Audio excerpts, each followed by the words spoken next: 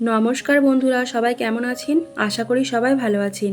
আমার পরিবারে আপনাদের সকলকে স্বাগত জানিয়ে আজ আমি আরও একটি নতুন রেসিপি আপনাদের জন্য নিয়ে এসেছি। আজ আমি আপনাদের বানিয়ে দেখাবো খুব সহজ পদ্ধতিতে হাতে মাখা চিকেন কষা রেসিপি। দেখুন, তার জন্য আমি এখানে 1 কেজির মতো চিকেন নিয়ে নিয়েছি এবং টমেটো কুচি, রসুন কুচি, পেঁয়াজ কুচি, আদা বাটা, জিরে গুঁড়ো, ধনিয়া গুঁড়ো, লঙ্কা গুঁড়ো, হলুদ গুঁড়ো সব কিছু রেডি করে নিয়েছি। এবার চিকেনটা সব কিছু দিয়ে খুব সুন্দর করে মাখিয়ে নিতে হবে। এখানে আমি পরিমাণ মতো পেঁয়াজ কুচি, পরিমাণ মতো রসুন কুচি এবং পরিমাণ মতো টমেটো কুচি দিয়ে প্রথমে হালকা করে মাখিয়ে নিলাম। এরপর একের পর এক মশলাগুলি দিয়ে আবারও ভালো করে মাখিয়ে নিতে হবে। দেখুন, এরপর আমি মশলাগুলি একের পর এক দিয়ে দেব। 2 চামচ পরিমাণ মতো জিরে গুঁড়ো দিলাম,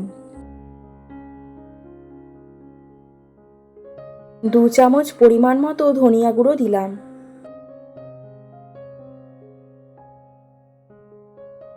1 চামচ পরিমাণ মতো লঙ্কার গুঁড়ো দিলাম, 2 চামচ পরিমাণ মতো হলুদ গুঁড়ো দিলাম,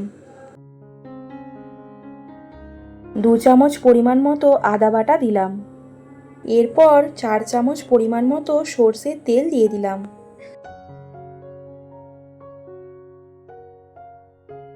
পরিমাণ মতো লবণ দিয়ে দিলাম। 1 কাপ পরিমাণ মতো টক দই দিলাম।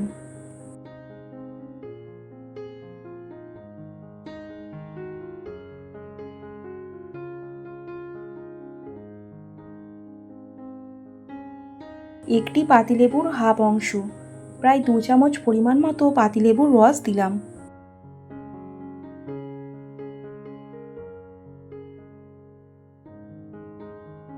এবার সব রকম উপকরণগুলি খুব ভালো করে একসাথে মাখিয়ে নিতে হবে। দেখুন, এখানে সব রকম উপকরণগুলি একসাথে নিয়ে খুব সুন্দর করে মাখিয়ে নেওয়া হচ্ছে।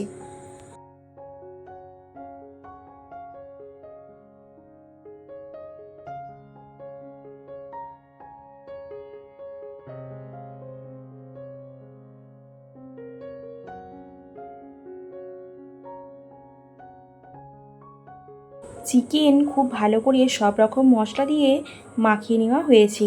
এরপর 1 ঘন্টার মতো রেস্টে রাখবো ঢাকা দিয়ে। দেখুন, তার জন্য এখানে ফ্রিজের মধ্যে 1 ঘন্টার মতো ঢাকা দিয়ে রেস্টে রেখে দিলাম। 1 ঘন্টার মতো রেস্টে রাখা হয়ে গেছে। এরপর চিকেনটা ফ্রিজ থেকে বার করে নিয়ে রান্না শুরু করব। এখানে কড়াইয়ে পরিমাণ মতো সর্ষের তেল দিলাম। তেল গরম হয়ে গেছে। এরপর ফোড়নের মধ্যে দেব এলাচ, দারচিনি, লবঙ্গ, গোলমরিচ, শুকনো লঙ্কা এবং তেজপাতা।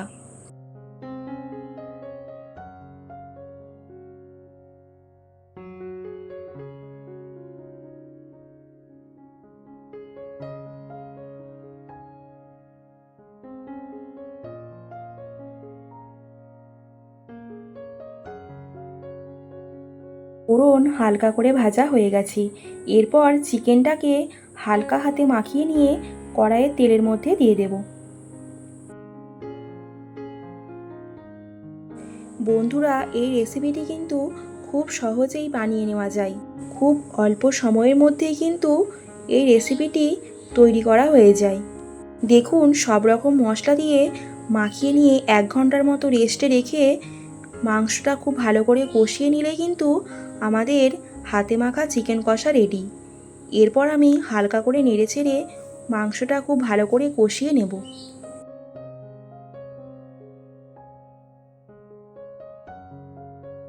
এরপর বেশ কিছুক্ষণ ঢাকা দিয়ে খুব ভালো করে চিকেনটাকে কষিয়ে নেব এবং খুব ভালো করে সেদ্ধও করে নেব। আমি কিন্তু এর মধ্যে জল দেব না। জল না দিয়েই খুব ভালো করে ঢাকা দিয়ে সেদ্ধ করে নেব এবং সুন্দর করে কষিয়ে নেব। দেখুন, এখানে মাংসটা খুব সুন্দর করে কষিয়ে নেওয়া হয়ে গেছে।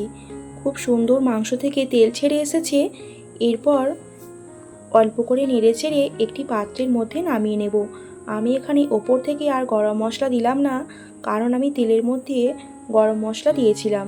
তার জন্য ওপর থেকে ধনেপাতা কুচি ছড়িয়ে নিয়ে আমি একটি পাত্রের মধ্যে নামিয়ে নিয়েছি। বন্ধুরা, আজকের রেসিপিটি তোমাদের কেমন লাগলো অবশ্যই কিন্তু একটি কমেন্ট করে জানিও। আর রেসিপিটি ভালো লাগলে একটি লাইক করে দিও। আর আমার রেসিপিগুলি ভালো লাগলে তোমরা আমার চ্যানেলটিকে সাবস্ক্রাইব করে আমার পাশে থেকো। বন্ধুরা, তোমরা সকলে ভালো থেকো, সুস্থ থেকো। আবার দেখা হচ্ছে পরের দিন নতুন কোনো একটা রেসিপি নিয়ে।